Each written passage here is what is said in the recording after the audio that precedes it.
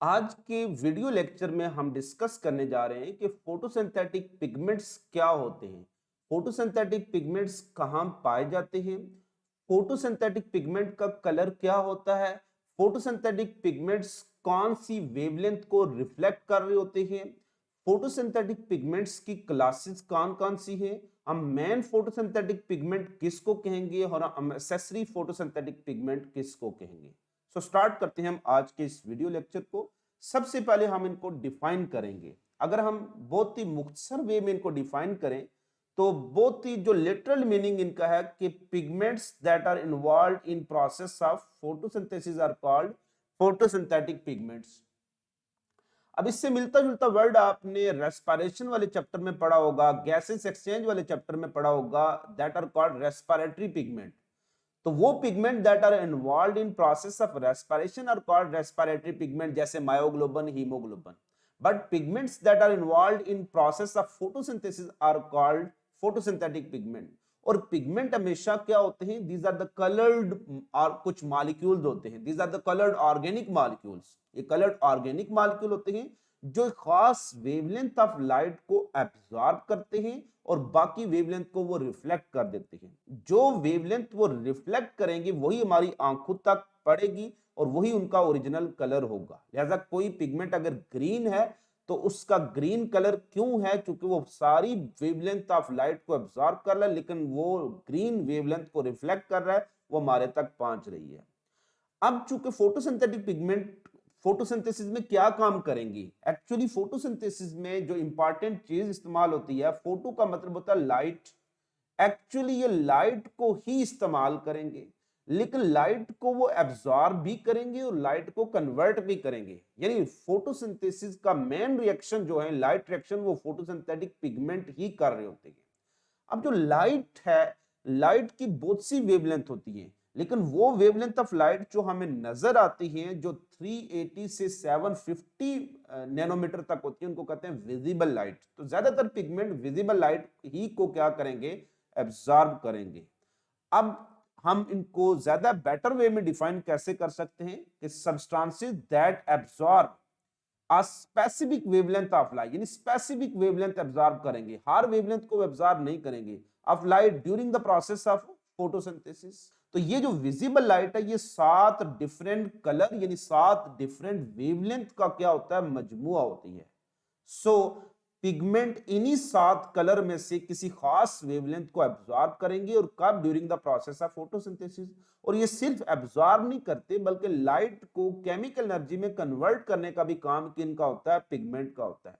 So photosynthetic pigment are the substances that absorb specific wavelength of light during the process of photosynthesis. Pigment का जो काम हमें पता चल गया कि लाइट को एब्जॉर्ब करते हैं, और दूसरा इनका जो इंपॉर्टेंट काम क्या है कि they convert light energy into the chemical energy.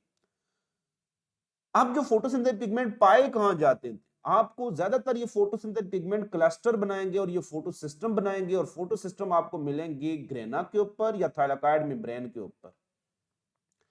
Next हम मूव करते हैं जो फोटोसिंथेटिक पिगमेंट की जो आगे क्लासेस हैं। फोटोसिंथेटिक पिगमेंट को हम इनके एक्शन यानी अमल की बेस पर 2 क्लासेस में डिवाइड कर रहे होते हैं। एक इसकी जो मेन कैटेगरी है उसको कहते हैं मेन पिगमेंट्स। अभी मैंने आपको बताया कि फोटोसिंथेटिक पिगमेंट के 2 इंपॉर्टेंट काम है, यानी कि लाइट को absorption of light, light absorption, और फिर लाइट कन्वर्जन यानी लाइट रिएक्शन, लाइट को कन्वर्ट करना सोलर एनर्जी को केमिकल एनर्जी में। ये जो कन्वर्जन है ये actually main reaction of photosynthesis होता है। इसलिए फोटोसिंथेटिक पिगमेंट वो पिगमेंट जो कि फोटोसिंथेसिस के रिएक्शन यानी conversion of light into chemical energy में इन्वॉल्व होते हैं, उनको कहते हैं मेन पिगमेंट। क्योंकि इनके बगैर फोटोसिंथेटिक रिएक्शन का तस्वर नहीं किया जा सकता। तो photosynthetic pigment that are directly involved in the process of photosynthesis and they actually convert the light energy into the chemical energy, yani they are the part of reaction center of photosystem, so they are called main pigment. दूसरे जो होते हैं जिनका काम सिर्फ light को absorb करने में है, यानी एब्जॉर्ब होगी उसको असिस्ट करेंगे तो वो कन्वर्ट होगी।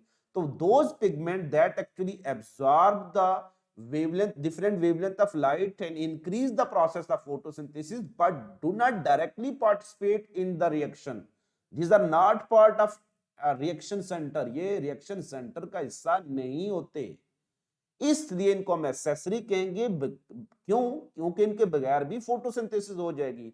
मेन को मेन या मेजर पिगमेंट क्यों कहते हैं? क्योंकि इनके बगैर फोटोसिंथेसिस का तस्वर नहीं हो सकता।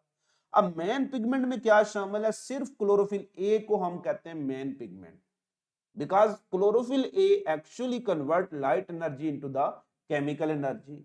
अब इस क्लोरोफिल ए की आगे बहुत सी वैरायटीज हैं। क्लोरोफिल ए वो जो कि 680 वाली वेवलेंथ, रेड वेवलेंथ को अब्सॉर्ब करता है, उसको क्लोरोफिल ए 680 कहते हैं। और वो क्लोरोफिल ए जो कौन सी रेड वेवलेंथ अब्सॉर्ब करता है 700, उसको हम क्लोरोफिल ए 700 कह रहे होते हैं।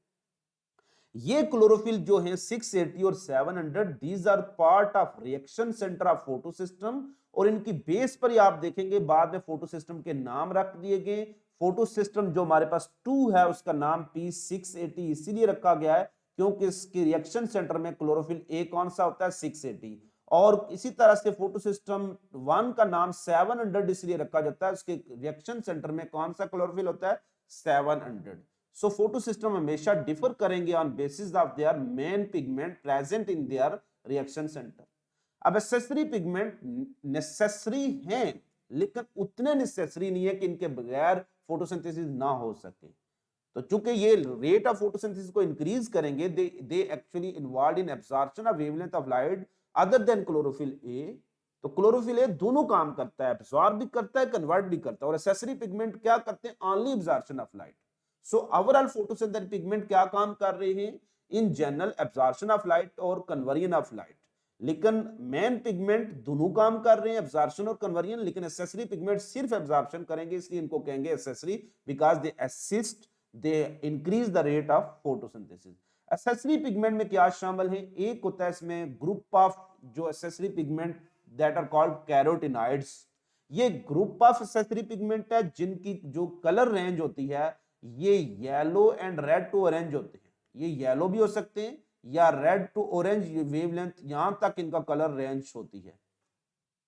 लेकिन जो दूसरे जो एक्सेसरी पिगमेंट है उसमें all chlorophyll other than chlorophyll A, chlorophyll A को छोड़कर बाकी सारे क्लोरोफिल क्या होते हैं? Accessory pigment. Chlorophyll B, chlorophyll C, D and E etcetera. So accessory pigment are the pigment that are not part of reaction center. They do not directly participate in the photosynthetic reaction. Photosynthesis can take place in absence of accessory pigment, but they increase the absorption of light and hence increase the rate of photosynthesis. So they are called accessory pigments. Accessory pigment में carotenoids main accessory pigment समझ लें और chlorophyll भी इसमें शामिल होते हैं। Carotenoid को फिर आगे दो कैटेगरी में डिवाइड करते हैं। अगर ये एब्जॉर्ब करते हैं सिर्फ रेड टू ऑरेंज, आप देखें ना कि कैरेट गाजर वो रेडिश ऑरेंज होती है, इसलिए कैरोटीन वर्ड कैरेट से मिलता जुलता है। तो ये रेड ऑरेंज जो वो एक्सेसरी पिगमेंट जो रेड टू ऑरेंज होंगे उनको क्या कहेंगे? कैरोटीन। और वो जो होते हैं येलो टू ऑरेंज होते हैं उनको कहते हैं ज़ेंथोफिल। इसकी एक एग्जांपल आपने एलजी में पढ़ी होगी, फ्यूकोजेंथिन। ये डिफरेंट एल्गल जो एल्गल कंपोनेंट में या फाइला में आपको मिलेगी। इसलिए अगर क्वेश्चन आ जाए कि yellow and red to orange accessory pigment are called, तो फिर आंसर क्या होगा? कैरोटिनॉइड्स। लेकिन अगर सिर्फ आ जाए red to orange accessory pigment तो फिर जस्ट आंसर कैरोटीन होगा। और अगर येलो टू ऑरेंज हो जाए तो दैट इज कॉल्ड एज ज़ेंथोफिल। तो ये हमारे पास जो पिगमेंट हैं इनकी क्लासिफिकेशन है।